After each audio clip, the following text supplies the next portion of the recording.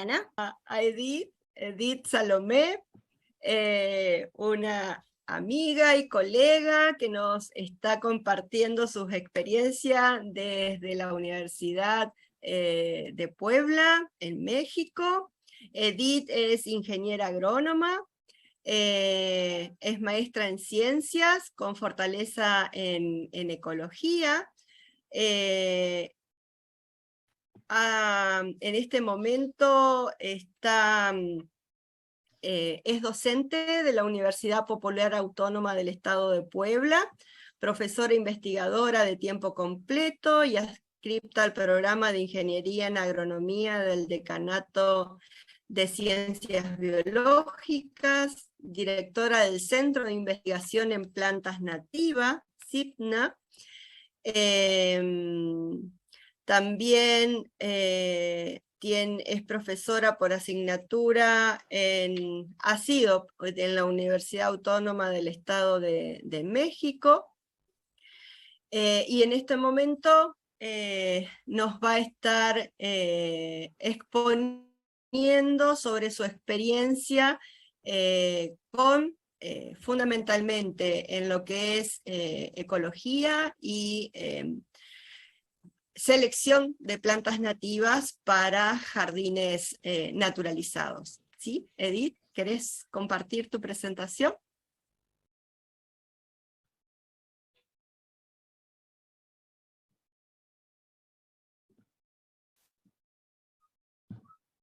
Sí, ¿me pueden confirmar si ya ven la pantalla? Perfecto, Edith. Te estamos escuchando y viendo. Ok. Bueno, pues Marce, muchísimas gracias por la invitación. Antes que nada, me emociona mucho poder compartir algunas de las experiencias que hemos tenido aquí en México, específicamente aquí en Puebla. Creo que en Latinoamérica tenemos ciertas similitudes culturales, incluso algunos aspectos hasta biológicos, ¿no? Del cómo percibir nuestros recursos naturales. He tenido la oportunidad de compartir precisamente con gente de Argentina y de otros países. Hemos coincidido en algunos cursos y hemos llegado a la conclusión con algunos amigos de que compartimos incluso problemáticas y vías, ¿no? De solucionar estas problemáticas. Por lo tanto, me parece muy prudente, muy atinado, pues, este tipo de seminarios, en específicamente esta cátedra. Y pues bueno, yo realmente les voy a compartir pues lo que nosotros hacemos, ¿no? No soy especialista en árboles, yo soy más especialista en plantas nativas con potencial ornamental más hacia las herbáceas. Tengo pues varios años trabajando desde que estaba en la universidad.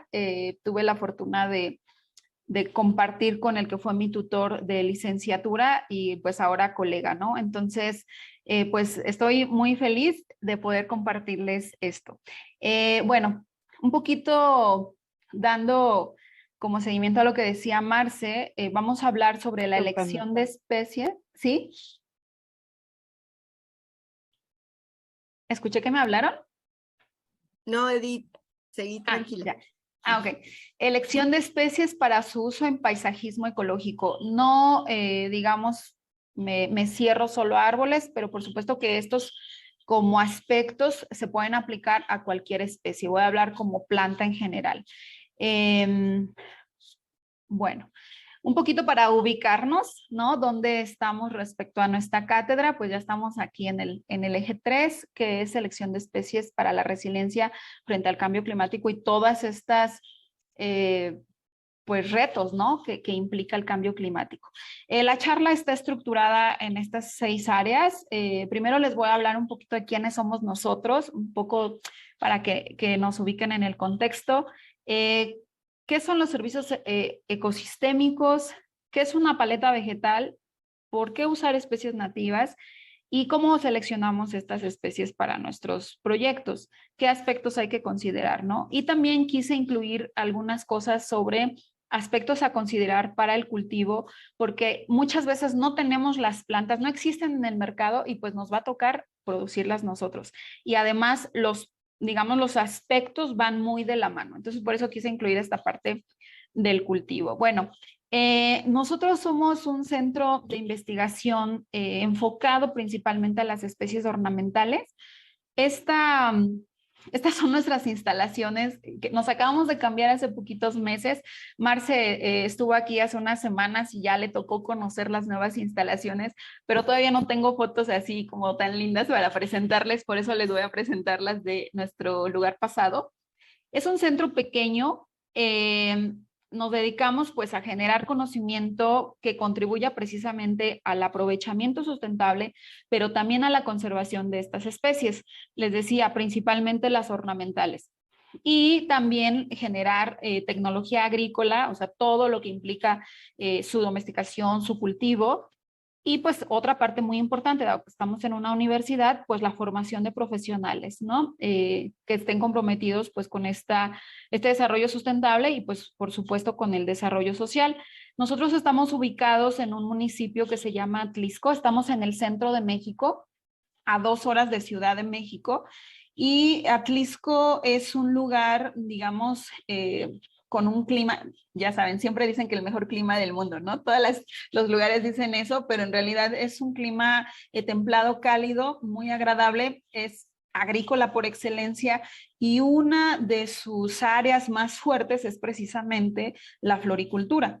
Justo ahora que estamos pues a unos días de tener nuestros festejos más importantes en México respecto al Día de Muertos, los campos están llenos de flores.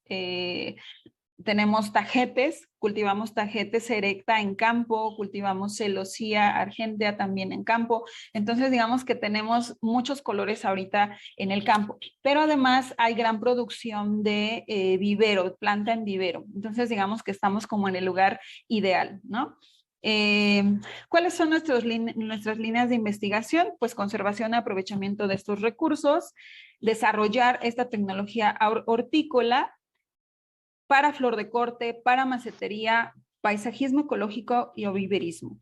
Tenemos, digamos, varios trabajos avanzando. Hemos desarrollado algunas variedades ya con título de obtentor, le llamamos aquí, en Estados Unidos le dicen patente, que generamos por métodos tradicionales de mejoramiento del género Echeveria, que ya les mostraré más adelante.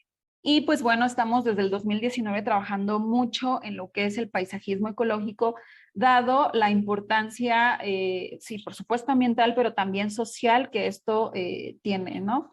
Y pues bueno, lo de las variedades que les decía. Este es el campo en diferentes momentos del año. Si se dan cuenta, nuestra colección biológica es media hectárea, es pequeña realmente.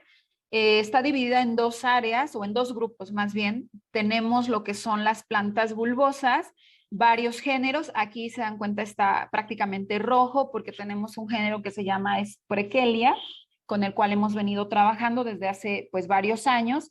Y aquí pareciera que todo es igual, pero no. O sea, en las camas tenemos diferentes tipos, diferentes colectas, con algunas características propias, entonces parece que es lo mismo, pero no.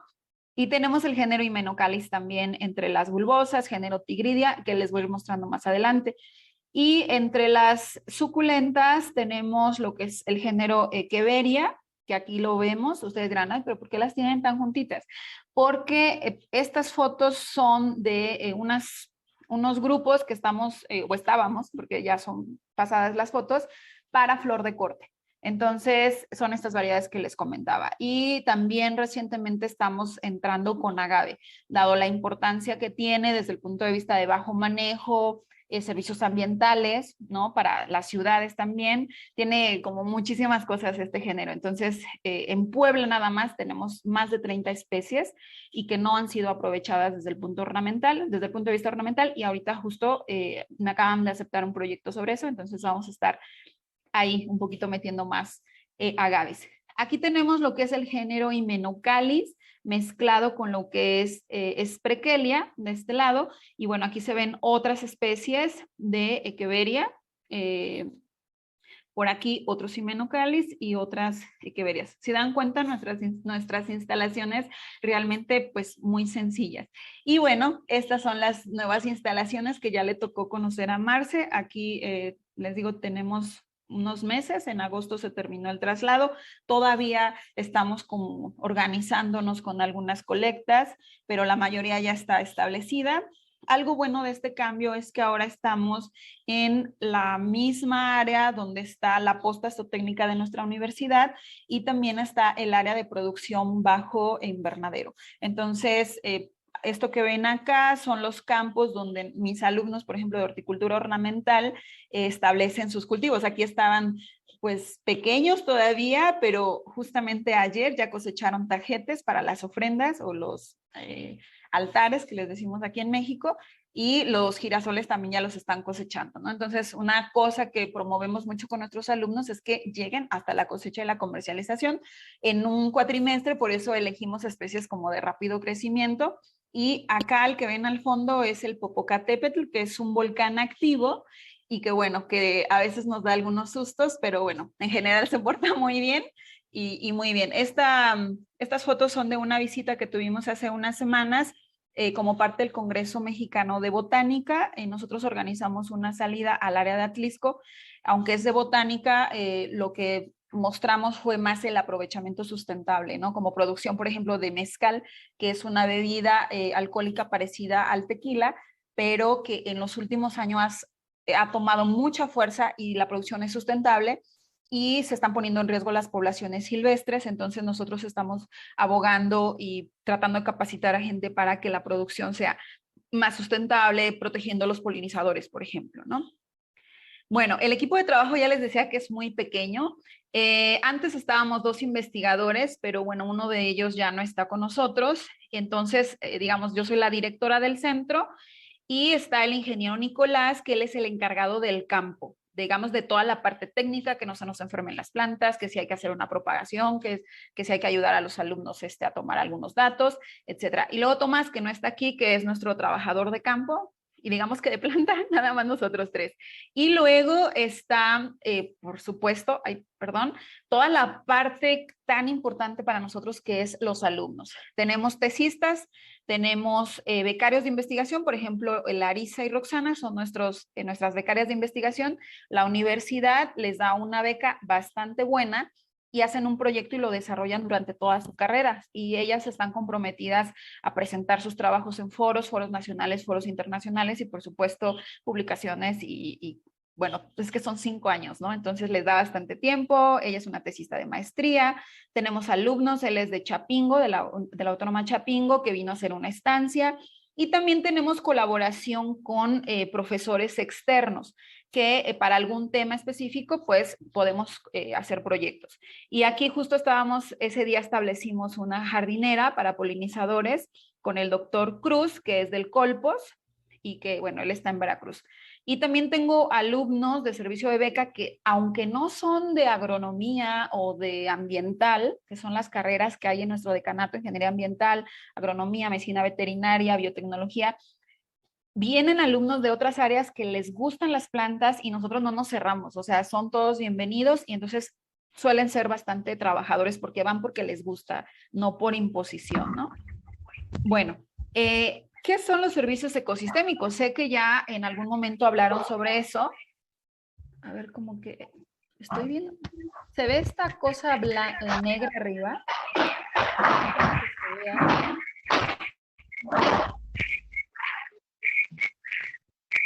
A ver, voy a dejar de compartir tantito. ¿Qué es la ecología, decían? Sí, nada más que veo una barra negra arriba que no quiero, me molesta a la hora de... Voy a volver a compartir, a ver si se quita.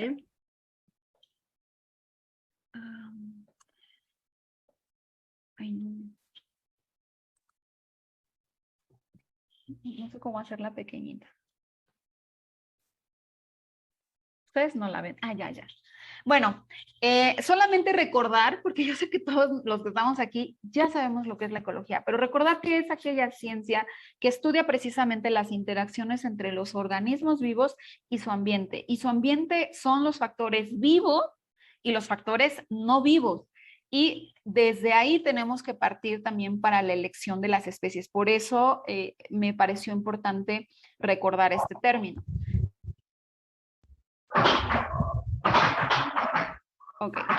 Eh, entonces, en estas interacciones, en la parte viva, recordemos que una planta a lo largo de su vida va a tener interacción con diferentes individuos de otras especies. Entonces, por ejemplo, esta plantita, pues cuando empieza, digamos, bueno, crece, tiene flores, esas flores están relacionadas con ciertos polinizadores, después produce el fruto, esos frutos pueden ser atacados, comidos por algunos otros individuos o pueden ser dispersados por algunas otras especies, removidos, ¿no? Por hormigas, lo que sea, y después cuando sembramos la planta y germina, crece esta plantulita, también se puede ver atacado por otras especies, ¿no? Incluidos este tipo de herbívoros. Entonces, una planta, ¿hay alguien ahí que tiene abierto su Disculpa, micro? Edith, Sí, Muriel tiene el micrófono abierto. Yo soy el ruido que se escucha. Si Muriel lo puede apagar, Sí, por favor. por favor, Muriel, o te saco del chat. Yo ya la pasé a sala de espera a Muriel Ah, porque listo. no me contestaba. Ok, a mí tampoco. vale. Bueno, Continúa, Edith. sí, gracias. Entonces, durante todo el ciclo de vida de la planta va a tener relación con diferentes organismos vivos, varios. Y claro, por supuesto, aquí también están los microorganismos, ¿no? Algunos organismos que puedan enfermarlo. Digamos que la planta tiene amigos y enemigos, por así llamarlos o agruparlos. Pero incluso para la germinación de semillas, algunas plantas necesitan esta interacción. Y a veces se nos olvida que tenemos que considerar estas relaciones porque en la misma naturaleza a nosotros nos pasó con un picudo que está reportado como una plaga de interés agrícola y de hecho importante en Estados Unidos y en algunas áreas de México. Y nosotros encontramos esta plaga en campo. O sea, en el campo, digamos que los mismos himenocalis, los de la flor blanca, existe esta interacción, digamos que ya sabemos, ¿no? Cómo se mueve el aspecto de ecología. Para controlar las poblaciones necesitamos que individuos de otras especies pues nos coman, ¿no? Por así decirlo, o nos dispersen o nos ayuden a llevar a cabo nuestro ciclo de vida. Bueno, en este caso hay plagas en la naturaleza. Entonces, cuando nosotros identificamos esta especie de plaga, pues la reportamos de inmediato a las autoridades fitosanitarias porque sabemos que si esa plaga llega a los viveros, puede ser un problema económico grave. Entonces, por eso es importante como conocer esta parte biológica, ¿no? Mi planta con quién se va a relacionar a lo largo de su vida. Y claro, no es lo mismo hablar de una planta anual que una planta perenne, ¿no? Las historias son diferentes. Y bueno, también traer al contexto de que son muchísimas especies las que hay en nuestro planeta. En México tenemos aproximadamente, según los registros oficiales, 23,000 especies. Sin embargo, hay autores que manejan que tenemos hasta 30,000 especies, digamos, vegetales. Y uno de los grupos, como ustedes pueden ver aquí en esta gráfica, más fuertes, más grandes, pues son los insectos. Y los insectos, todos, o sea, los que les hemos puesto esa catáloga, o los hemos catalogado como buenos y no buenos, ya decía yo hace un ratito, ¿no? Enemigos y amigos.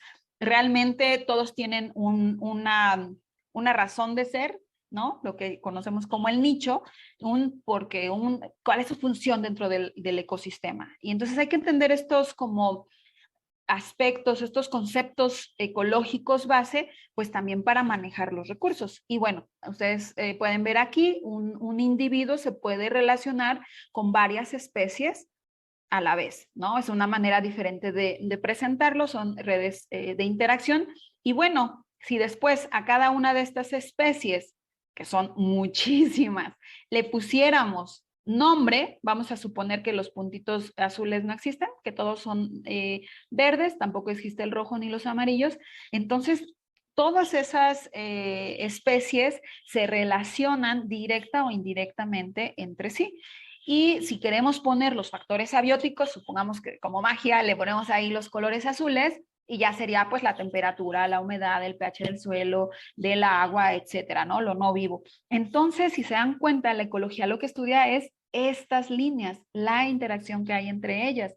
Y tenemos que entender estos conceptos para poder manejar. De repente se nos olvida, ¿no? Que tenemos que partir de sus características ecológicas para poder manejarlos. Bueno, ¿qué son los servicios ecosistémicos o servicios ambientales? Ay, es que no me deja ver otra vez esta cosa. Bueno, son aquellos que la naturaleza o los procesos ecológicos proveen a los seres vivos y al planeta. Para la FAO son el motor del medio ambiente y son esenciales para la vida, por lo que nuestros recursos como tierra, agua, aire, clima, etcétera, incluso los recursos genéticos, se deben de utilizar de una manera responsable, pues en vías de la sustentabilidad para nuestras generaciones, pero también para las que vienen. Entonces, hay como una clasificación muy general de estos tipos de servicios que son de abastecimiento, de regulación, de apoyo y los culturales. Y bueno, aquí los podemos ver, ¿no? Ya como divididos entre sí. Por ejemplo, aquí están cambio climático, purificación de agua, la polinización, cuestión de erosión de suelo, pero los culturales también son bien importantes porque no se protege lo que no se conoce y también hemos visto que utilizar plantas que tienen un como peso cultural ayuda a que la gente se sensibilice. El tema de los árboles ni se diga, ¿no? Estos árboles como patrimoniales, ¿no? O que representan algo. Nosotros tenemos en México un árbol que le llaman el árbol del ahuehuete, que está bueno, de hecho es nuestro árbol nacional, es Taxodium mucronatum. Y hay un árbol, un ejemplar muy grande que le llaman el árbol del tule, es que es el mismo nombre, ahuehuete, árbol del tule o sabino, es la misma especie.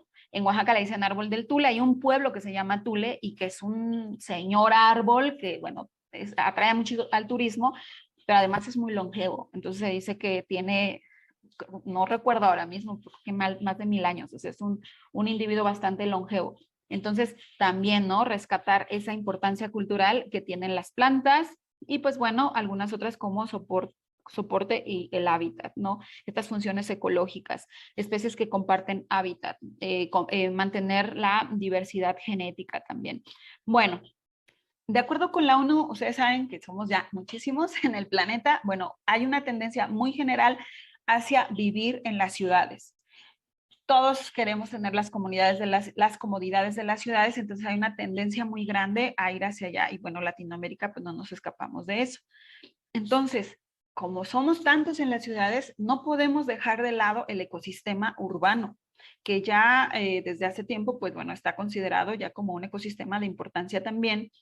Y pues los servicios ecosistémicos en estas áreas son aquellos producidos en los espacios propiamente urbanos, y urbanos no necesariamente es la ciudad, bueno, lo dije como ejemplo, sino es todos aquellos espacios donde hay personas y hay, digamos, construcciones, infraestructura creada por las personas, ¿no? Y que, bueno, está habitado.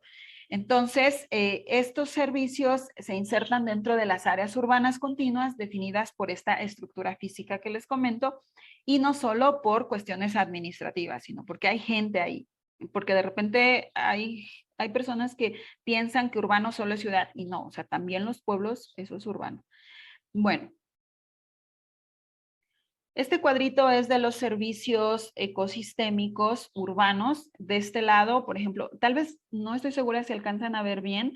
Aquí dice parques, aquí son jardines o plazas ajardinadas, que dice aquí, cementerios, huertos aparcelados, bosques, cultivos de hortalizas, terrenos, ¿no? De labor que puede haber dentro de las áreas urbanas, prados y lugares donde tenemos cuerpos de agua. Y entonces aquí se va describiendo el tipo de servicio y aquí nos dice cuál de estos lugares lo ofrece. Entonces, por ejemplo, servicios de aprovisionamiento, pues obviamente, ¿no? Si estamos hablando de huertos donde se produce comida, pues van a aparecer ahí los huertos, o bosques que producen madera, ¿no? Y por ejemplo, los parques, en el de regulación, pues tenemos aquí regulación de la composición del aire, regulación del clima, de algunos fenómenos de extremos, ¿no? Como que los vientos no peguen tan fuerte, por ejemplo. Regulación de procesos de suelo. Acabo de estar en el Congreso Internacional de Horticultura y bueno, hace un par de meses, y el simposio en el que estuve fue precisamente uno que se llamaba Smart Cities, donde me quedé impresionada de la cantidad de trabajos que está saliendo también sobre suelos urbanos, cómo generar o cómo favorecer la vida en los suelos. De repente como que nos centramos sí en los polinizadores y en como los animales, ¿no? Que son más como atractivos, las mismas plantas, pero no sé, en Argentina o en otros países, Colombia, que vi que hay gente de Colombia por ahí, pero el tema también de los microorganismos del suelo en suelos urbanos está empezando a ser estudiado un poco más y es súper interesante, ¿no? Para mantener estas comunidades vegetales que pues nosotros creamos. Bueno, me voy a ir un poquito más rápido porque creo que si no se me va a ir el tiempo. ¿Qué más? Regulación de suelos, residuos, contaminación, circulación de pues, los elementos, obviamente aspectos relacionados con el ciclo hidrológico, ¿no? Y aquí nos va marcando y se dan cuenta casi todos están aportando de una u otra manera. Y en los servicios culturales, vean qué interesante, sí, funciones estéticas es uno más. Nos gusta que nuestros lugares sean atractivos, que sean bonitos, que nos hagan sentir bien, lo cual está bien. Y donde podamos realizar estas actividades de convivencia social, hacer recreación, pero también pues están muy relacionados con la salud espiritual, la salud física, salud mental, y que bueno, ya hay muchos estudios que han demostrado que efectivamente áreas verdes nos van a hacer o nos van a generar o promover una salud más integral y mejor, ¿no? Y creo que la mayoría lo vivimos ahora en la pandemia. Entonces, por eso la importancia de trabajar con nuestras áreas verdes. Y bueno, nada más, esto ya sé que probablemente todos ya lo saben, pero ser conscientes de que tenemos biodiversidad en nuestros entornos urbanos y son todas esas formas de vida, o sea, no solamente los colibríes que nos encantan o los abejorros o las abejas, sino hay muchas formas de vida, mamíferos, murciélagos, aves, ¿no? Que a lo mejor no son las más carismáticas, pero todas son esas formas de vida y que además tienen relaciones ecológicas con sus parásitos, con sus depredadores. No solamente es como la especie, sino todo lo que hay detrás. Lo que hablamos es un reto de la ecología.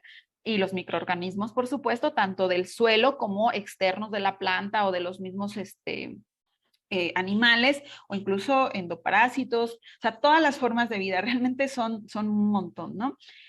Esta frase la quise poner: el reconocimiento humano de la vida silvestre en entornos urbanos se ha venido constituyendo como base para la conservación y el acceso de la población a la biodiversidad. Me parece muy importante trabajar con la gente, digamos, en relación con sus áreas verdes que tenemos en nuestras áreas urbanas, porque la gente se sensibiliza y la gente necesita volver a tener este contacto con la vida, con las diferentes formas de vida. O sea, no está bien que le preguntes a un niño de dónde sale la leche y te diga que del Walmart, ¿no? O sea, no está bien. O sea, ya hemos tenido una desensibilización, alejamiento con esto. Y no, por supuesto, digo, no todos, pero sí, aquí en México hay muchas áreas donde la gente, por cuestiones económicas, por diferentes situaciones, casi no salen al campo, entonces no tienen este contacto y es importante aprender a tener esa sensibilización o más bien adquirirla o desarrollarla, porque eso también nos va a permitir proteger pues otros recursos que no están en las ciudades, ¿no? Como nuestros ecosistemas o nuestras áreas naturales protegidas o parques nacionales.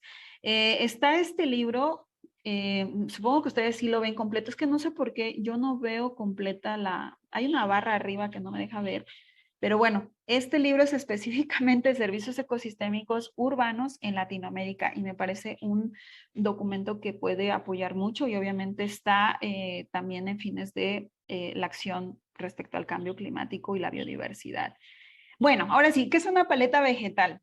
Pues no es otra cosa más que la lista de especies de plantas que se van a utilizar en el diseño y el establecimiento de un proyecto paisajístico para un sitio específico. Y eso lo remarco, para un sitio específico, porque a veces queremos usar paletas vegetales en un sitio y en otro exactamente igual, que no tiene las mismas características ambientales, por ejemplo. Y no, o sea, las paletas vegetales, desde mi punto de vista, se deben, y un poco como ecóloga, se deben crear específicamente para los sitios. Por eso hay que como regionalizar o hacer ciertos diseños para áreas que compartan estas características ecológicas, ¿no?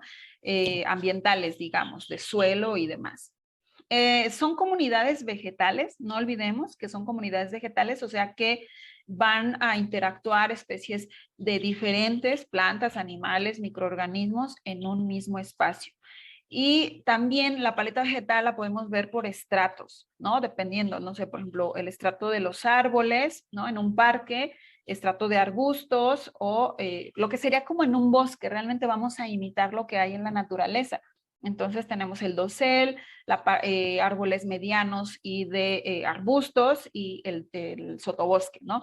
Entonces pasa algo parecido cuando hacemos los diseños y bueno, yo no soy paisajista, pero bueno, entiendo que hay otras reglas, ¿no? También del diseño que se siguen.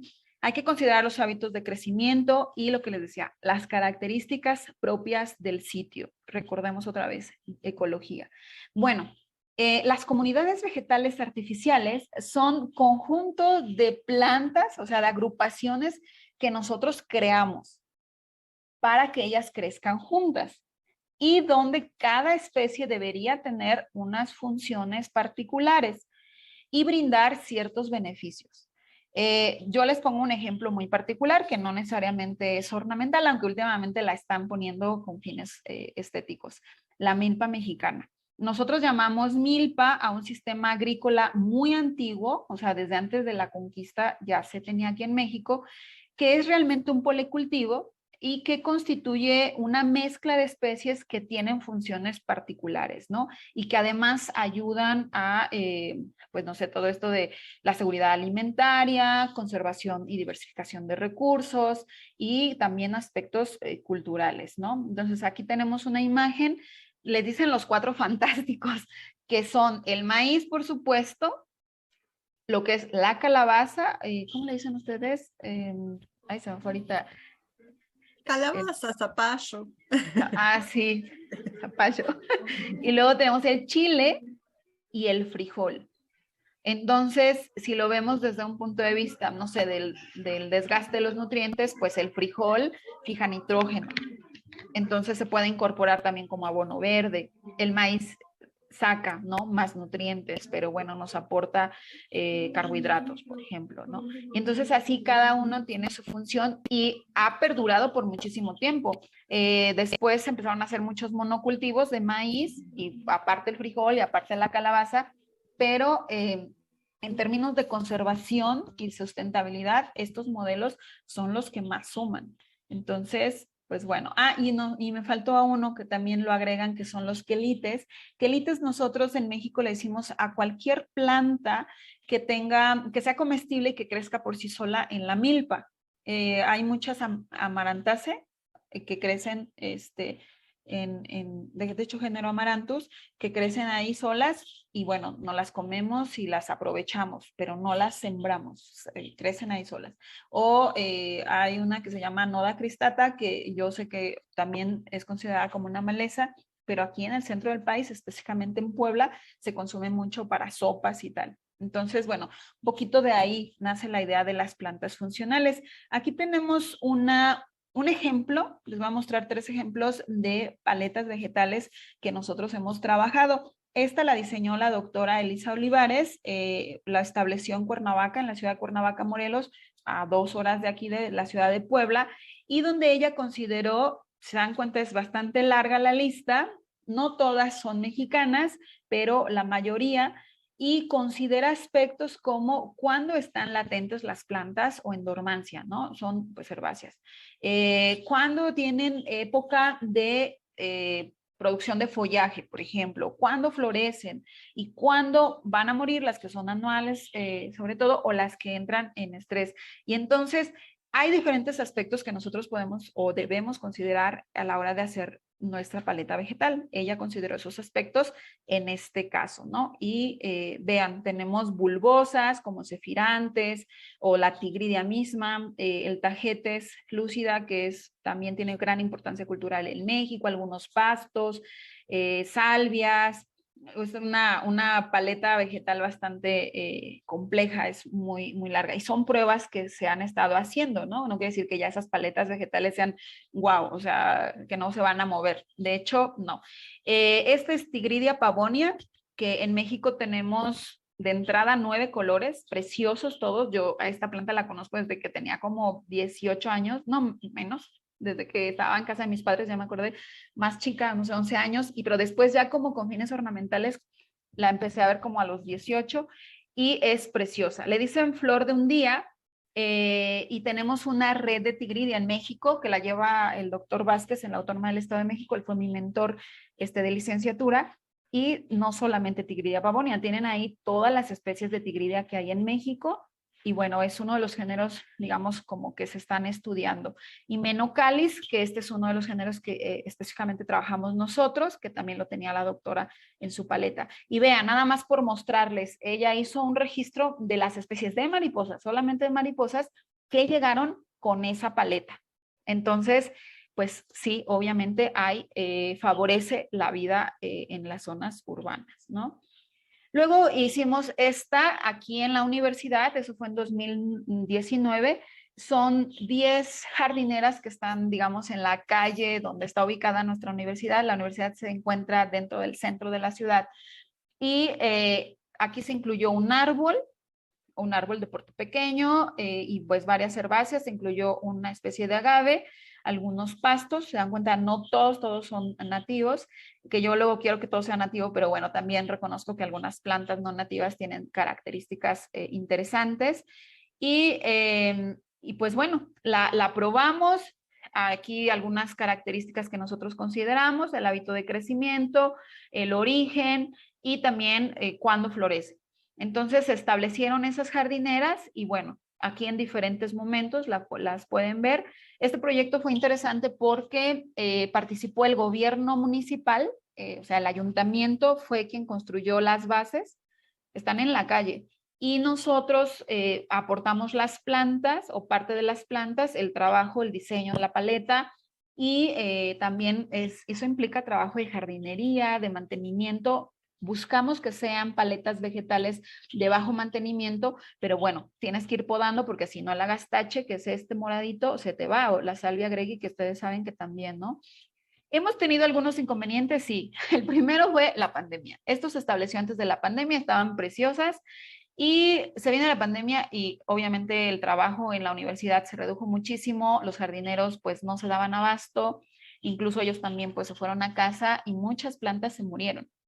Entonces fue como año y medio que estuvieron abandonadas. Entonces, pues es muy difícil, ¿no? Porque tienes que retomar y además está digamos, en la entrada de la universidad y pues también es ese compromiso de que, oigan, los de agronomía, los de plantas nativas, atiendan bueno, no lo decían, pero casi, ¿no? Y pues ni modo, con ayuda de los alumnos, pues hemos ido retomando. Y vean, aquí está la muestra, tenemos por aquí colibrís, de que efectivamente atraen a biodiversidad, por acá el abejorro, este es Spraquelia formosísima, y pues bueno, ya van recuperándose. Esta es otra pequeña jardinera de 20 metros, muy pequeñita, nada más era para mostrarles el ejemplo de la paleta vegetal que decidimos usar ahí. Y bueno, aquí, no sé, hablamos de cuántas plantas por metro cuadrado queríamos meter. Era una jardinera que nos encargaron en el restaurante escuela de nuestra universidad y bueno, así se veía al principio. Y después, bueno, esto es como una etapa temprana, pero después esto se llenó y la verdad es que se veía precioso. No encontré alguna foto. Desafortunadamente, bueno, ya el restaurante se cambió de sitio y pues bueno, ya se quedaron ahí las plantas, no las pudimos rescatar todas y están floreciendo actualmente. Bueno, acá tenemos qué es la autoecología, ¿no? ¿Qué son las especies nativas? ¿Y por qué usar especies nativas? Bueno, son aquellas especies que son propias de un sitio o de una región determinada. Y vean, esto es muy importante. Crecen dentro de su ámbito de distribución natural y lo hacen de una manera espontánea. y se encuentran ecológicamente adaptadas. Y ya dijimos, ecológicamente implica aspectos bióticos y aspectos abióticos a las condiciones de ese sitio. Y bueno, aquí tenemos un modelo de una planta y todas las características que deberíamos considerar, incluso a la hora de decidir, pues, bueno, sé que hay agrónomos aquí, entonces cuando decido establecer un cultivo, tengo que considerar todas estas características, ¿no? Para ver si mi sitio hace como coincide, vamos, con los requerimientos de la planta, porque si no, ¿para qué te metes en problemas? Al rato vas a tener enfermedades, algunos podrían solucionarse fácilmente, pero otros no. Estresamos a las plantas y después sufrimos nosotros, ¿no? No olvidar que también, no solo la planta, sino todas las interacciones que pueda tener la planta. Y, por ejemplo, aquí tenemos algunas plantas en verde, estas son de bosques aquí de México, y las relaciones que tienen con colibríes. Y vean, o sea, estas interacciones son muchas. A veces ni siquiera las conocemos, ¿no? Entonces, el decidir una planta implica más allá de la misma planta, sino qué podría estarse generando. Y por supuesto, sabemos que en las ciudades muchas, pues la mayoría, depende de cuántas áreas verdes tenga o reservorios de ecosistemas nativos locales tenga, pero muchas de estas ya no existen. Sin embargo, aquí tenemos un colega que tiene un jardín para colibrís muy cerca de la universidad. De verdad, está en una zona muy de alta urbanización, pero de alta les digo que tiene avenidas muy grandes cerca, entras al sitio y es como entrar a un mundo perdido, un paraíso. Y lo más interesante, este biólogo nos ha contado cómo las especies de colibríes, se centra más en colibríes, pero dándoles comida, cómo las especies de colibríes han regresado. Y muchas de ellas pues no se había registrado en Puebla nunca. Y resulta que ahí está teniendo registros. Puede ser que sean puntos como de conexión, ¿no? Estos corredores ecológicos o corredores biológicos, porque una de las especies que él registró recientemente se encuentra en la zona sur de la ciudad. Entonces, ¿cómo es que llegó ahí? Pues bueno, las aves pasan y si ven comida, bajan y comen. Bueno, entonces, resumiendo, las plantas nativas pues hay que buscar que tengan estos beneficios económicos, adaptabilidad ambiental y también recordemos que están teniendo mucha demanda y también por eso quise o quiero hablar del cultivo. Ahora, ¿con base a qué características hemos seleccionado? De manera general, y obviamente no todos los paisajistas o no todas las personas que establecen áreas verdes lo han hecho así, pero de manera general nos hemos ido mucho por el valor estético. ¿Qué vemos? La forma, el color, la textura, el tamaño, modas también, ¿no? De que se ponen algunas especies de moda o también vamos al vivero y lo que encontramos en los viveros. Y también muchas veces pues el costo porque tenemos presupuestos bajos.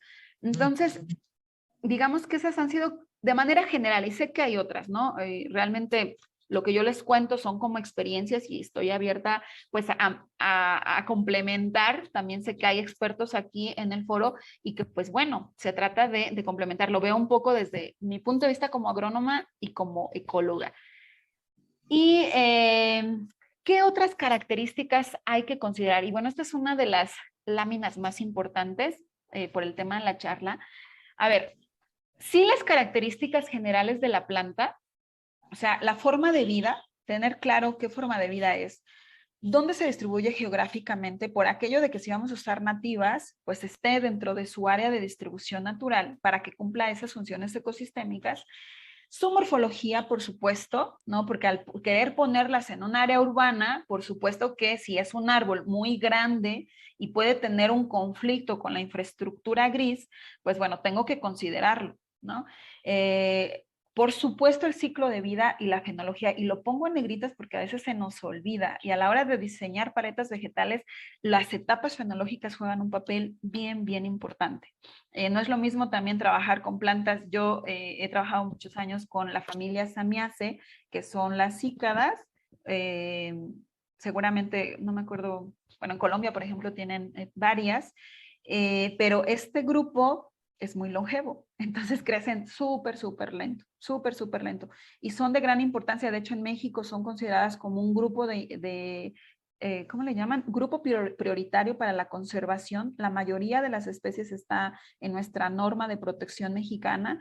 Muchas de ellas están protegidas por CITES, por USN. ¿Por qué? Pues porque es biológicamente, ecológicamente, evolutivamente tienen gran importancia. Se dice que son de aquellos grupos de plantas donde se lleva a cabo por primera vez la polinización por insectos. Son teorías muy longevas. Les digo, yo estuve trabajando con una especie que se llama Diones spinulosum, que le calculamos el año, obviamente con su margen de error y todo, y calculamos individuos de más de 1000 años. O sea, son muy, muy longevas realmente. Entonces, no es lo mismo trabajar eso que con un cosmos, ¿no? Que es de meses o un tajetes. Bueno, lo que ya les había dicho, relaciones ecológicas considerando los factores bióticos y abióticos. Y perdón que insista tanto, pero no debemos olvidar. Y por supuesto, ¿qué funciones ecosistémicas me va a ofrecer? ¿Son comida? ¿Son casa? Resguarda, ayuda a mejorar el suelo, o sea, ¿qué funciones ecosistémicas este árbol o este arbusto o esta herbácea me está proporcionando?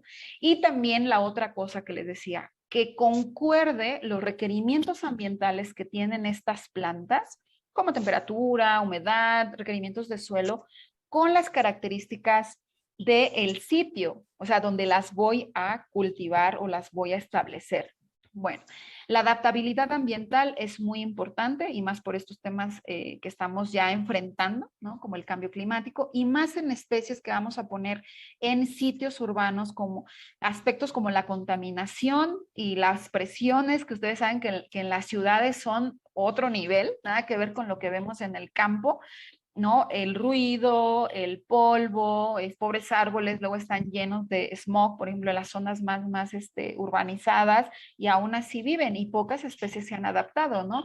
Muchas personas que no les gustan los ficus, por ejemplo, ¿no? Yo tampoco, no los promuevo, pero digo, wow, esas plantas es que te aguantan todo, pero hay que ir también cambiando porque no todo es como bueno, ¿no?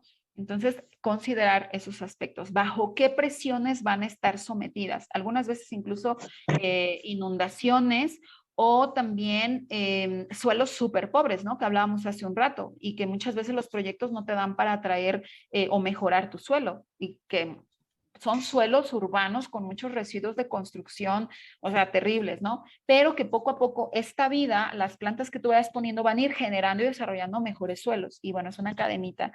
¿Qué más? El potencial agronómico.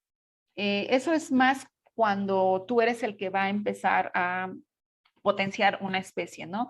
Que se propague fácilmente, conocer cuáles son sus requerimientos de temperatura, suelo, de agua. O sea, eso sí, para el diseñador es muy importante. A ver, recordemos que tenemos muchos problemas de agua en todo el mundo. Entonces, ¿alguien tiene abierto su micrófono? ¿Lo podría cerrar? Es que me está distrayendo. Perdón. Está No sé todo quién es. cerrado, Edith. Escucho un ruido ahí como que corren algo. A ver. Gracias, Marce. Había recién, perdón, yo silencié, recién había un par que no estaban silenciados, así que ahora Muy están todos amable. silenciados. Sí, gracias, muy amable. Entonces el potencial, ¿no? Para propagarse, que no se nos enfermen mucho estas plantas. Hay plantas que son preciosas y cuando las ves en el campo dices, wow, o sea, esta planta me la llevo, la propago y resulta que se te enferma un montón o que es bien difícil propagar o que es súper longeva y que pues para tener plantulitas de una edad, digamos más o menos, para llevarla ya al diseño, al área verde, pues van a tener que pasar 5 o 10 años. Entonces, todo eso lo tienes que considerar. No digo que no lo trabajes, sino que seas consciente de que esa planta así es. Y tenemos que aprender a respetar la biología de las plantas y entender que tienen ciclos, tienen tiempos, tienen formas, ¿no? Que si tiran la hoja, está bien. O sea, es su ciclo, es su forma, hay que aprender a respetar. A veces queremos, pues mejor poner una de plástico, ¿no? Que no cambie en el tiempo. Entonces, y tenemos que educar también a los tomadores de decisiones o al mismo usuario, que así es y que tenemos, eso les decía hace un rato, de sensibilizar a las formas de vida. Y esas plantas así son y hay que aprender a respetarlas también. Bueno, bajo requerimientos de manejo, mucho hago énfasis en lo del agua, también el valor cultural, la disponibilidad que haya de esas plantas en el mercado, porque a mí me pueden encantar, pero no las encuentro en ningún lado. Entonces, pues a lo mejor eso me limita a la hora de seleccionar las especies, ¿no? Y también considerar el riesgo de conservación. Cada país tiene pues sus listados, ¿no?, de especies que están protegidas y no puedes estar usando plantas sin considerar eso. Al menos aquí en México hay toda un proceso para producir estas plantas. Hablo específicamente de las cícadas, que es uno de esos grupos que yo estoy trabajando y que están protegidas. Y entonces cada semilla, cada planta con la que monto experimentos debe venir de un lugar donde me demuestren a través de una etiqueta la legal procedencia de esa planta.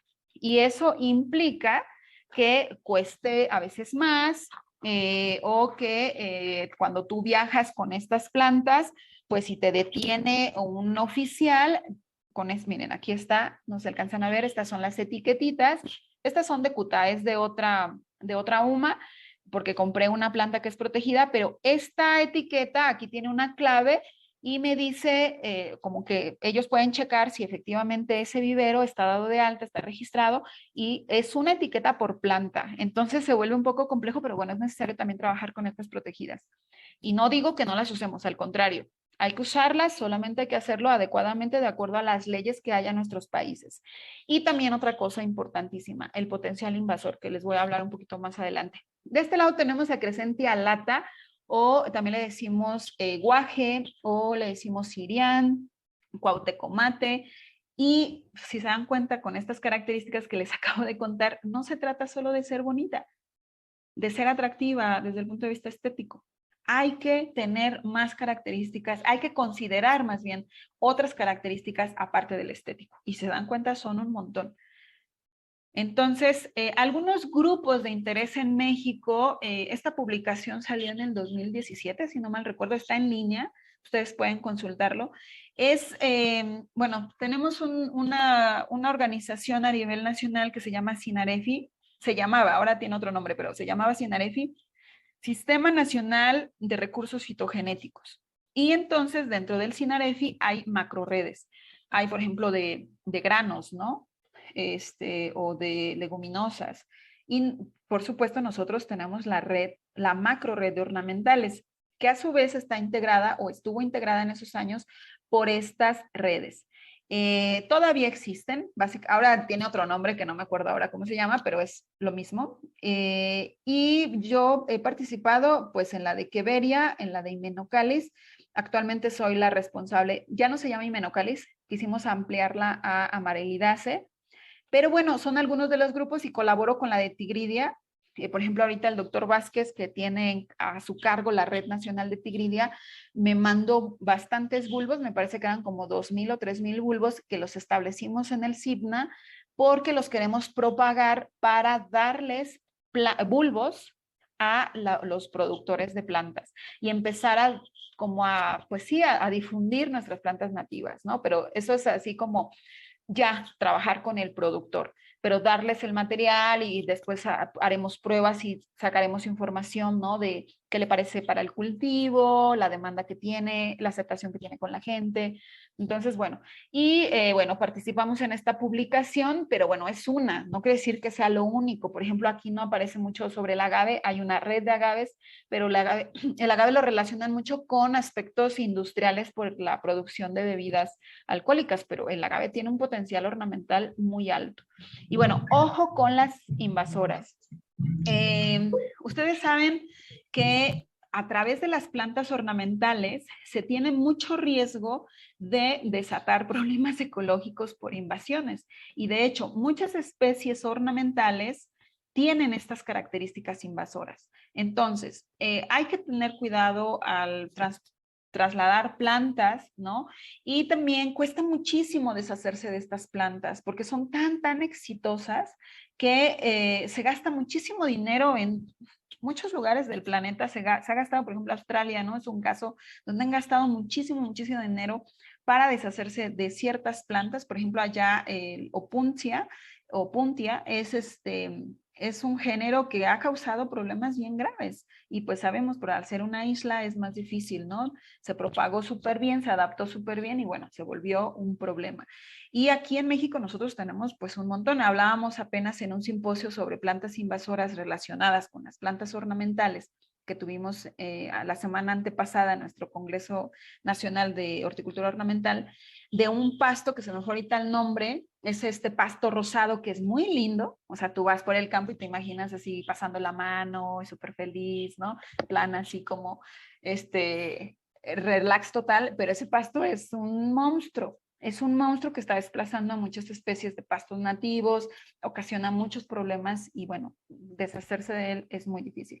Entonces, ¿qué quiero decir? Hay que trabajar con responsabilidad al usar plantas. Hay que consultar qué potencial invasor. Ahora, no necesariamente plantas que vengan de otros países. Una especie puede ser invasora en otra área, por ejemplo, aquí de México, ¿no? En el centro del país yo puedo tener un pasto que viene del norte y aquí sea un problema como invasora. Entonces las invasiones también pueden ser dentro de un mismo país. Entonces ahí sí hay que consultar hay listas de especies que tienen potencial invasor o que son invasoras en nuestros países. Hay que consultarlas, hay que consultar a los ecólogos que están relacionados con este tema.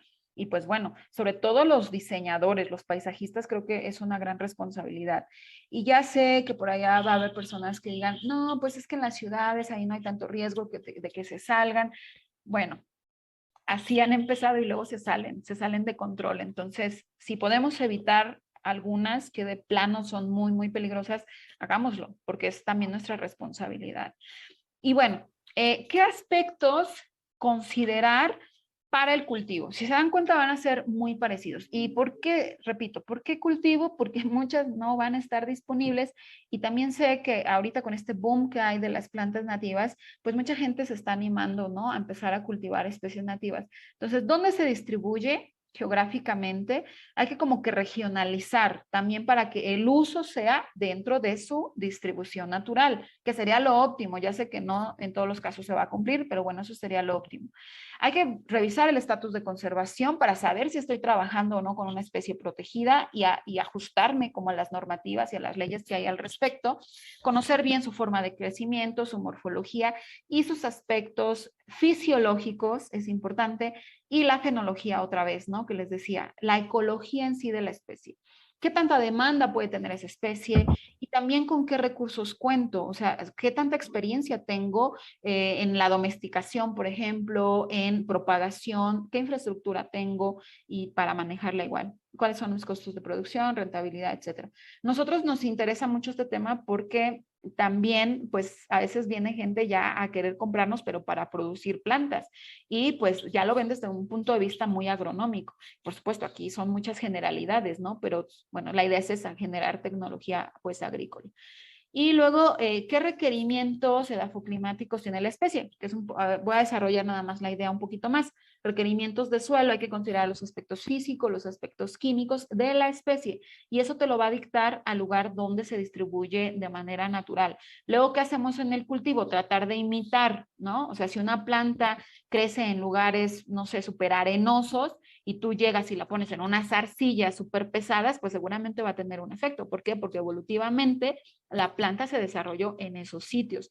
¿Que hay plantas que se pueden adaptar? Sí, es cierto. Que nosotros podemos manejar los sustratos y a veces favorecemos de esta manera el cultivo, sí es cierto. Pero primero hay que conocer cuál es el requerimiento, digamos, natural de la planta, ¿no? Y no solamente los aspectos físicos, sino también los químicos, ¿no? El pH, qué tan demandante de materia orgánica es, si es resistente o no a la salinidad, por ejemplo, o suelos calcáreos, etcétera. Y aspectos de ambientales como, pues, estos rangos ecológicos, ¿no? Todas las especies tenemos rangos máximos y rangos mínimos y rangos óptimos. En los óptimos somos tan felices, nos reproducimos súper bien y ya, somos como lo mejor del mundo en esos rangos. Pero nada más nos vamos acercando a nuestra temperatura mínima o a la máxima y ya como que nos cuesta más, ya no me reproduzco tanto, ya no crezco tanto. Entonces hay que conocer cuáles son estos rangos, incluso de la altitud, ¿no? De la humedad. Y ya conociendo estos aspectos digo, ok, esta planta tiene estas características, yo quiero cultivarla en este otro sitio que tiene estas características y sí se empalman, sí puedo cultivarla sin problemas ahí, ¿no? Y pues bueno, ¿qué más? ¿Qué aspectos hay que considerar en un sistema de cultivo? Solamente lo dejo así como manera de pregunta. Primero, ¿cuál es mi objeto de producción? O sea, ¿qué quiero producir? ¿Planta? ¿Quiero producir flores? Flores para flor de corte. Ustedes saben que son otro tipo de manejo. ¿Cuál es el método de propagación adecuado? Y cuando no existe, pues hay que desarrollarlo. Debería cultivar a cielo abierto o bajo cubierta, en suelo o en contenedor, qué densidad utilizar, dependiendo del objeto de producción, qué sustratos utilizar, qué prácticas de manejo voy a hacer, manejo fitosanitario. Entonces son preguntas que se necesitan contestar y mucha gente, viveristas que son muy, pues buenos en su trabajo, o sea, ellos no se están preguntando muchas veces esto, simplemente lo hacen ya como por naturaleza, ¿no? Pero a veces a la hora de compartir conocimientos es difícil y se tiene también que ir registrando, ¿no? Para pues que más gente pueda tener acceso a esta información. Y bueno, esta es una plantulita de Samia furfuracea, que es una cícada que está trabajando una de mis alumnas. Y bueno, está probando como parte de su tesis cianobacterias para, perdón, estimular el crecimiento o acelerar un poquito más el crecimiento de estas plantas que son muy lentas. Entonces, de manera natural hacen esta simbiosis y bueno, lo estamos probando ya en condiciones controladas. ¿Qué más? Hay que conocer los métodos de propagación. Por ejemplo, aquí estas fotos precisamente es de una de mis becarias de investigación. Métodos que ya se conocen, ¿no? Pero aplicarlos a estas especies nativas, conocer incluso características muy generales, cuánto tarda en germinar, pues qué tan viable es una semilla, qué tipo de semilla es, si es ortodoxa, si es, o sea, son cosas como muy básicas, pero a veces no se saben, ¿no? ¿Y de qué depende el éxito? Pues del conocimiento de la especie, mucho la ecología, conocimiento del sitio para hacer esa, digamos, esa integración que les comento, y el conocimiento técnico, por supuesto, disponibilidad de recursos, y me refiero también a la gente, que eso es muy valioso, y pues el mercado que pueda consumirlas, ¿no? Y aquí tenemos otra vista, vean, son preciosas, me encantan los Hymenocallis. Y pues bueno, hay que ver qué tan disponibles son las plantas nativas en mi área de trabajo, porque yo sé, por ejemplo, en Argentina tienen esta red de redina que es maravillosa. Ya quisiera que en México tuviéramos una red así. Y la gente se está organizando muy bien. Aquí en México, y lo quise poner para exponerlo, contamos con contados viveros. Cada vez hay más, por supuesto, pero hay pocos viveros que realmente están trabajando nativas y eso se vuelve un problema a la hora de diseñar y a la hora de elegir las especies para nuestros diseños. Entonces, pues bueno, hay que ver también qué hay publicado para mi región, qué árboles puedo incluir, qué arbustos ya están, digamos, designados como especies óptimas para mi región. Y mucho estas publicaciones van a estar de la mano con los estudios que haya de la flora local. Entonces, pero no toda la flora local se puede usar en lugares tan, digamos, agrestes, ¿no? Como las ciudades, por ejemplo. Entonces hay que ver qué hay publicado y valernos también de eso. Y bueno, son algunas publicaciones que hay para ciertas áreas de México. Este, por ejemplo, es de la doctora Terrones, que ellos trabajaron aquí en Guanajuato y llevan muchos años trabajando con árboles y han hecho cosas maravillosas, ¿no? También con la Asociación Mexicana de Arboricultura.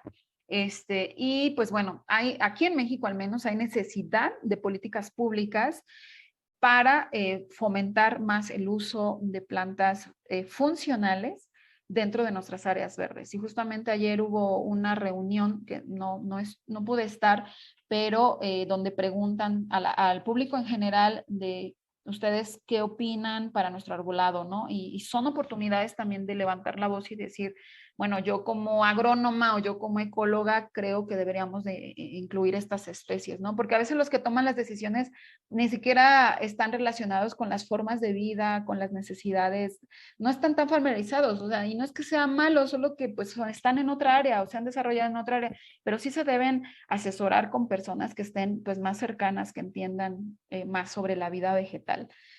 Y bueno, nosotros hemos hecho pues queremos difundir esto del paisajismo ecológico, que va muy de la mano con el naturalismo, también le dicen ecosistémico, y desde el 2020 empezamos con este grupo, todos ellos que ven ahí, un grupo de paisajistas naturalistas.